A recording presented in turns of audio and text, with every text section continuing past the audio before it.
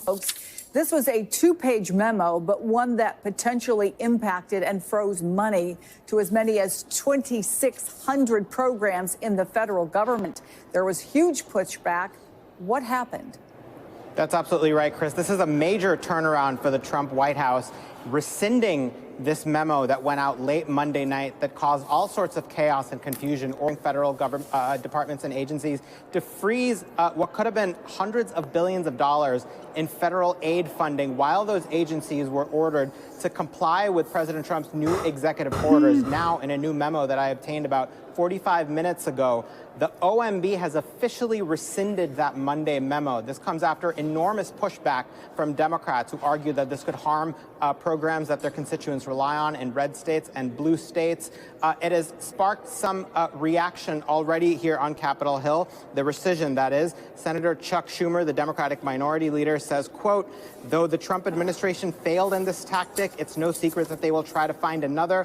And when they do, it will again be Senate Democrats there to call it out, fight back, and defend American families," unquote. That's Chuck Schumer taking some credit for creating the kind of noise and pushback that sparked the White House to rescind this memo. The White House tried a tactic yesterday to simply clarify the original memo, which was vaguely worded. It didn't make clear which programs were. Go, Demis, go.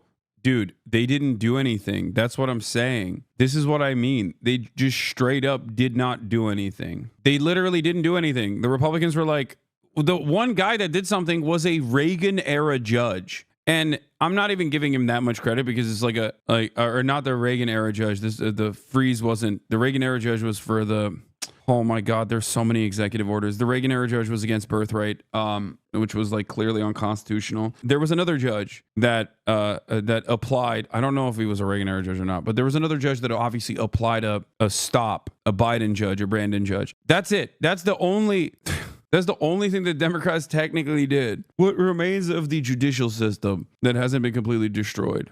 And weren't affected in terms of that federal aid. Yeah, their urgency was non-existent. White House Budget Office has officially rescinded the order authorizing a federal freeze on grants, according to the document obtained by the Washington Post. The timing of it is really funny because it was 4 minutes before the Democratic Party's emergency meeting that took place not immediately after this thing came down the wire, but a whole 24 hours afterwards. Absolutely brutal Quinnipiac poll for the Democrats. Republican Party gets 43% favorability rating, 45% unfavorability rating. The Democratic Party gets 31% favorability, 57% unfavorability. Democrats keep going. You didn't vote for us. You didn't vote for us over and over again. And then refuse to do anything that is helpful for their constituents, refusing to launch any sort of serious battle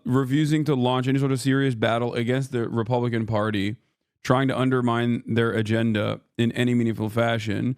The Democrats straight up are the light Republican Party at this point, or I mean, not at this point. They've been the light Republican Party, and then all of a sudden, we're supposed to be shocked that nobody likes them and their base of support has withered away. I know the press secretary said something else, chat. Don't worry. I know. I have that on the docket as well. Hold on. Yeah. Hold on.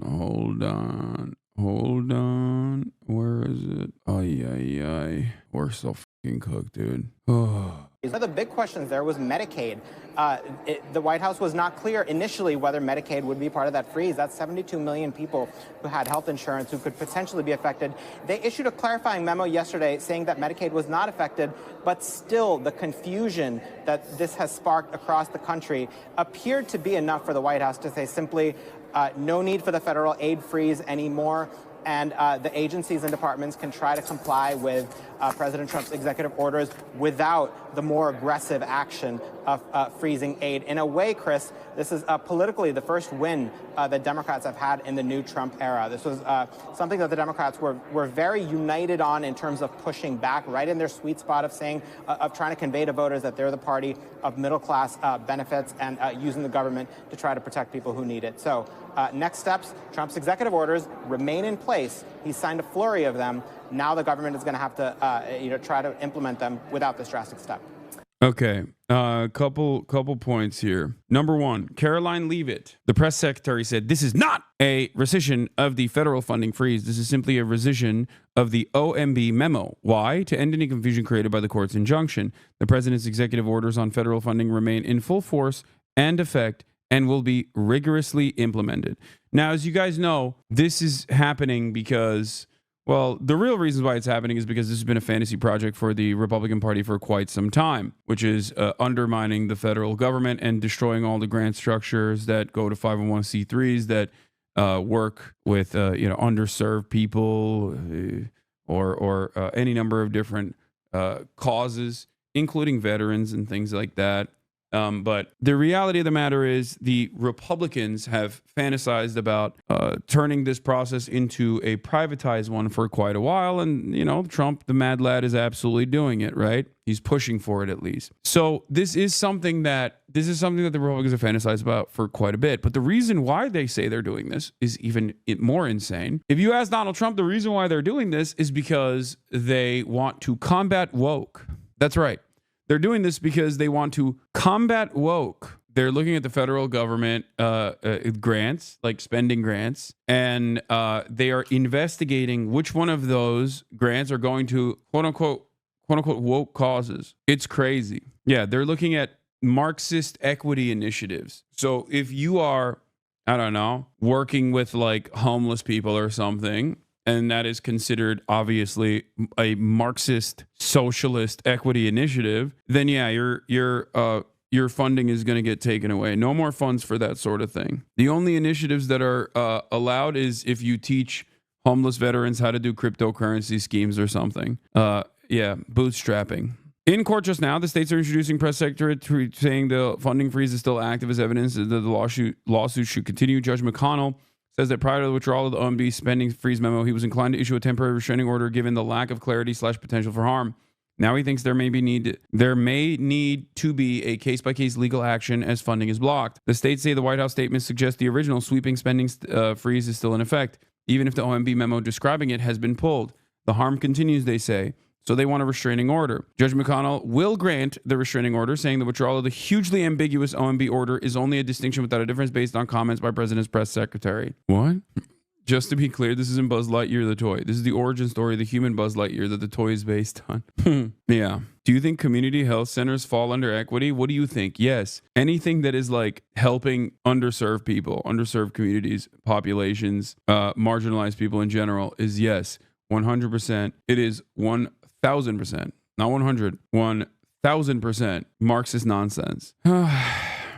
Good news. Senate Dems blocked the ICC sanction bill besides Fetterman. Yeah, I saw that the I only saw that because Republicans were complaining because they think that the Democrats blocked it because of Huma Abedin. Because technically Huma Abedin, right? That's her name, right? Is it Huma Abedin? No. What's George Clooney's wife's name? Amal Clooney, not Huma Abedin. Shit. I keep messing this up. Why do I keep doing that? That's like the 8th time I've done this. Amal Clooney, George Clooney's wife, as you guys know, is a British lawyer and a human rights activist. I don't know. Why do I keep doing that? That's like, Huma Abedin is fucking Hillary Clinton's like assistant, dude. What the fuck is wrong with me? This is literally the 8th time that I have mistaken these two names. I don't know why. Your race is probably, yeah, for sure. That's what it is. Anthony Weiner's ex-wife, yes, famously. Yeah, they kind of have that same like hot Mena beauty look to them. That's probably why. So Republicans are claiming that the Democrats actually blocked this. The Republicans actually blocked this because Amal Clooney, the British lawyer and human rights activist that works with the ICC on the Israel case, would get sanctioned by this.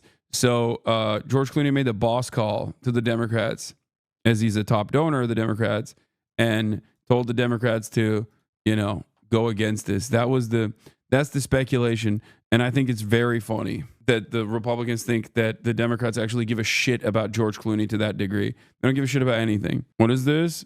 Nearly 400 U.S. aid contract employees laid off in wake of Trump's stop work order. This is such an insane undercount. There's pandemonium among international development groups funded by U.S. aid, and no one is reporting accurately on it. Hundreds of people were laid off today by the U.S. Agency for International. Okay, U.S. aid is obviously, as Eric knows better than anyone else, most likely.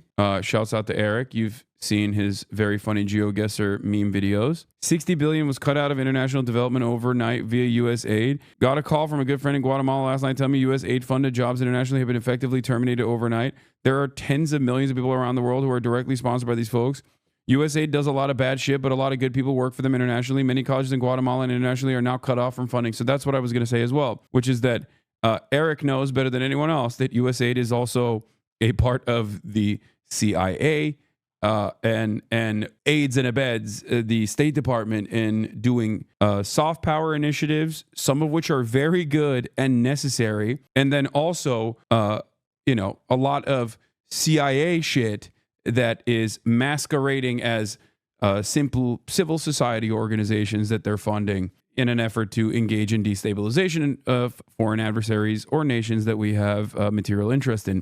Having said that, this is yet another one of those moments where I have to say JD Pondon. He's undermining American soft power all around the world, which even if I consider that to be like the American soft power in general, like the good initiatives that the USAID engages in to be a good thing in general, Donald Trump taking that away is so wild to me.